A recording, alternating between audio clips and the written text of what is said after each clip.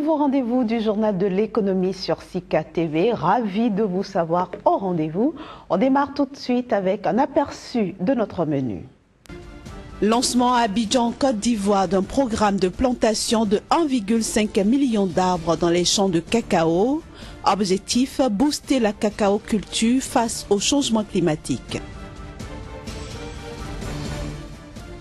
Comment faciliter le commerce et le transport dans l'espace CE2AO pour une meilleure intégration économique? La question est au cœur d'une rencontre régionale à Cotonou, au Bénin. Enfin, nous irons au Togo à la découverte du plus grand marché de pièces d'occasion de véhicules.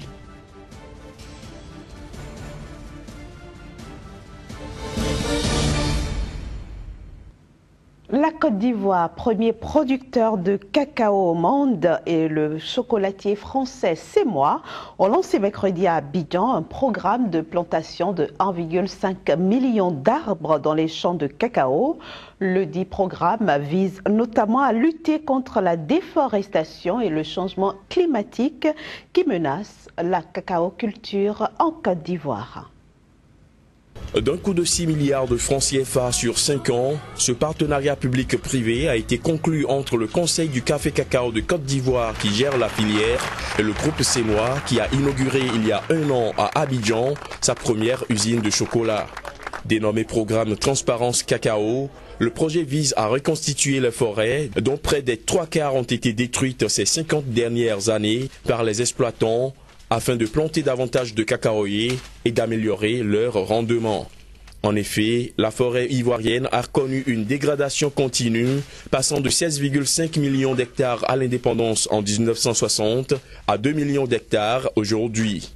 Ce programme pourrait donc donner un coup d'accélérateur à la lutte contre la déforestation et le changement climatique à travers la plantation de 1,5 million d'arbres dans les champs de cacao. La disparition des forêts entraîne des dérèglements climatiques en provoquant une diminution des précipitations et donc une diminution de la production du cacao.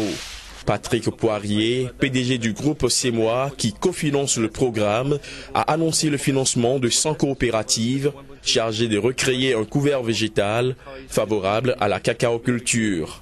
Le cacao ivoirien représente environ 40% des parts du marché mondial et 15% du produit intérieur brut du pays. Selon la Banque mondiale, l'or brun représente les 2/3 des emplois et des revenus de la population ivoirienne. Le Bénin accueille depuis mercredi la conférence régionale Bodalès 2016, une rencontre perçue comme la principale plateforme de dialogue public-privé de haut niveau et de plaidoyer visant à faciliter le commerce et les transports pour une meilleure intégration économique en Afrique de l'Ouest. Placée sous l'égide du ministère béninois du Commerce, cette conférence prendra fin ce vendredi. Initiée par l'Alliance Bordelaise en collaboration avec la Chambre de commerce et d'industrie du Bénin, cette conférence est la principale plateforme de dialogue public-privé de haut niveau et de plaidoyer afin de faciliter le commerce et les transports pour une meilleure intégration économique en Afrique de l'Ouest. Placée sous l'égide du ministère du Commerce, cette conférence se tient du 18 au 20 mai et réunit des dizaines d'entreprises et organisations professionnelles du secteur privé intervenant dans différents domaines tels que le transport et la logistique, l'industrie, le commerce, les finances, des représentants des communautés économiques régionales, des gouvernements et des partenaires au développement. En répondant favorablement à votre aimable invitation, la commission de l'UEMOA a voulu marquer sa volonté de renforcer les liens de coopération avec toutes les institutions qui œuvrent avec abnégation à l'approfondissement de l'intégration économique régionale en Afrique de l'Ouest. L'Alliance Bordelaise est de celle-là et je tiens à vous en féliciter. 3 jours durant, la conférence offrira une plateforme de partage de connaissances et d'expériences, des opportunités de plaidoyer, de réseautage et de mise en relation d'affaires. Elle sera surtout l'occasion d'interpeller les décideurs politiques et administratifs sur la nécessité de respecter les protocoles déjà adoptés et de formuler des politiques favorables à la promotion des échanges commerciaux à travers une libre circulation effective des personnes et des marchandises. Les infrastructures, on a beau vouloir développer le commerce, nous devrions et ça je m'adresse à nous qui dirigeons les différents pays, nous devrions faire un effort pour accompagner les populations dans leur intégration. Nos populations sont déjà intégrées. Les élites ont des difficultés à accompagner les populations, à accompagner les opérateurs économiques, à accompagner les acteurs économiques. Plusieurs panels thématiques meubleront ces assises. Ils seront focalisés sur l'efficience des opérations portuaires, les barrières au commerce intra-régional et l'accès au financement. L'actualité économique au Bénin, c'est aussi la clôture du projet ITK Aide Coton. Il s'agit d'un projet portant sur les innovations dans les systèmes de culture en cours dans certaines régions du monde en vue d'accroître la productivité du coton. On fait le point des assises avec Génial Afouda. Le séminaire vise 3 résultats. Le premier tourne autour des stratégies régionales et leur mise en œuvre ainsi que leur suivi. Le deuxième concerne le renforcement des capacités des acteurs de la filière coton. Quant au troisième résultat, il se rapporte à l'amélioration de la compétitivité et la viabilité de la filière. Ce consortium a réfléchi sur comment faire pour que la recherche, d'une manière générale, sur le coton puisse œuvrer à la promotion de la productivité du coton.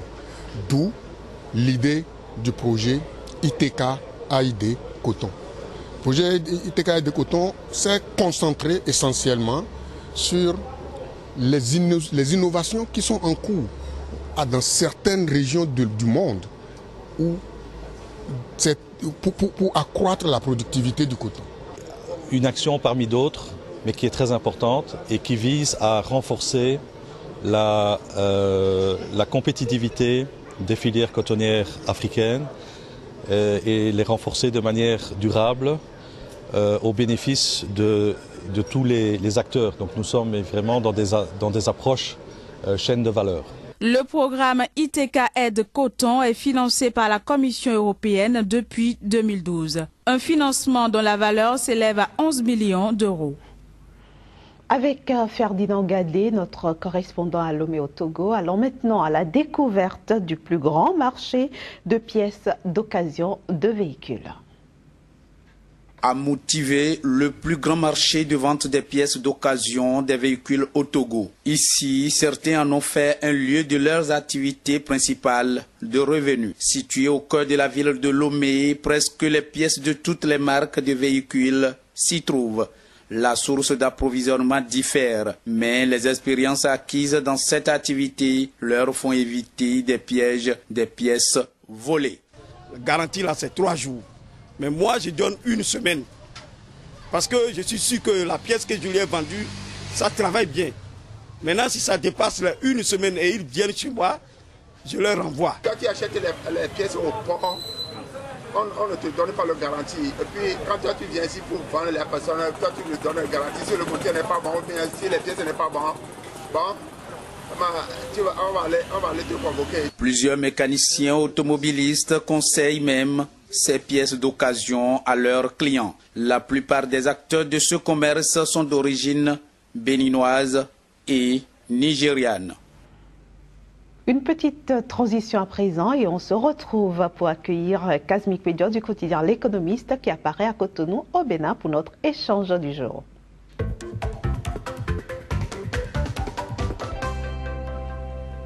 Kazmik Pédio, bonjour. Bonjour Inès. Alors aujourd'hui, on s'intéresse à la Banque mondiale qui estime que l'Afrique subsaharienne se trouve à l'aube d'un décollage économique. En tout cas, bonne nouvelle donc pour le continent, notamment les 4 régions, à savoir l'Afrique occidentale, centrale, orientale et également australe, où aujourd'hui l'économie pourra tirer bon profit d'un certain nombre de secteurs tels que le tourisme, tels que également les TIC, notamment avec l'évolution aujourd'hui de l'Internet et également des réseaux sociaux, les startups, tout ça, réunis pourra aujourd'hui donner au continent, donc les 4 régions, une certaine croissance à 2 chiffres, sinon une croissance forte. En tout cas, c'est ce que la Banque mondiale a dit. Mais avant, il va falloir que les dirigeants et les autres acteurs donc, qui se retrouvent autour de ces différents pôles de développement puissent accorder leur violon donc, sur la question du développement, harmoniser leur point de vue et pourquoi pas regarder dans la même direction pour pouvoir donner la chance donc, à ces 4 régions qui ont été dans un passé récent frappées par beaucoup de crises économiques, politiques et tout ça. Alors Kazmik Pédio, quand on sait que le tourisme est en léthargie dans plusieurs pays comme le Bénin par exemple, comment est-ce qu'on peut croire que du tourisme on peut tirer du profit économique? Alors 2 choses, il y a déjà la volonté politique. Vous n'êtes pas sans savoir, vous l'avez cité, le Bénin est en train de changer de régime et donc le nouveau régime est en train de croire donc, à cette filière, si j'ose parler ainsi, donc la volonté politique. Face à la volonté politique, il y a l'engagement. Alors, 2 acteurs ici se retrouvent sur cette production, l'État et donc ses partenaires. Alors, l'État qui manifeste déjà la volonté et donc qui va viabiliser ces sites et drainer les investisseurs, donc ses partenaires. Ensemble, aujourd'hui, pourront davantage donner plus d'aisance à un certain nombre de choses sur le continent, notamment dans des pays comme le Bénin, où quand même, il y a le potentiel touristique, il y a le potentiel culturel qui puisse aujourd'hui intéresser les visiteurs. Il y a également l'histoire de ce pays, quand je parle du Bénin, quand je parle du Ghana, du Sénégal. Vous n'êtes pas sans savoir que c'est des pays qui ont été marqués par la traite des esclaves et donc certains aujourd'hui veulent revenir pour voir ce qui s'est véritablement passé et également comprendre leurs origines. Ils sont nombreux au Royaume-Uni, ils sont nombreux également en Europe, en Asie également, qui veulent aujourd'hui revenir pour voir un peu ce qui s'est passé il y a des centaines d'années déjà. Et donc voilà des atouts aujourd'hui que la politique pourra mettre à contribution pour pouvoir drainer davantage. À tout cela, il faut également ajouter quelques conforts, notamment au niveau du voyage, également au niveau de l'hébergement et autre chose, l'accueil, tout ça, il va falloir améliorer. Et tout ça, c'est un travail aujourd'hui que le continent, que les acteurs doivent pouvoir comprendre. Il va falloir professionnaliser donc le secteur pour pouvoir davantage renforcer la capacité donc d'atterrissage dans la région donc. Cela fait beaucoup de choses à faire, Kazmik Pédio. Est-ce que vous pensez que les gouvernants africains ont réellement cette volonté-là de développer le tourisme africain?